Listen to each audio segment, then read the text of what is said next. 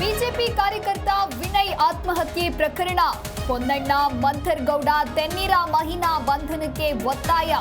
CBI ತನಿಖೆಗೆ ಆಗ್ರಹಿಸಿದ BJP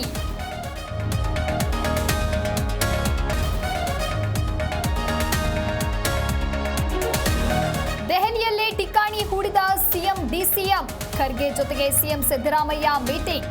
MLC ಆಯ್ಕೆ ಚರ್ಚೆ ಮಾಡ್ತೀವಿ ಎಂದ ಡಿಕೆಶಿ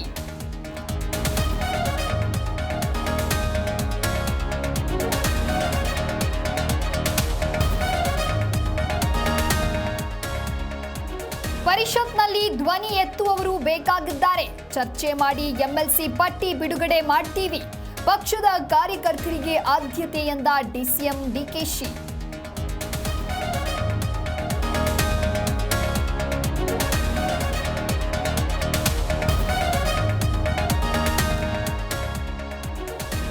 ಶಾಲೆಯಲ್ಲಿ ಮಕ್ಕಳ ಮೇಲೆ ಕೈ ಮಾಡಿದ ಶಿಕ್ಷಕಿ ಟೀಚರ್ ಹೊಡೆತಕ್ಕೆ ಕಣ್ಣೇ ಕಳೆದುಕೊಂಡ ಬಾಲಕ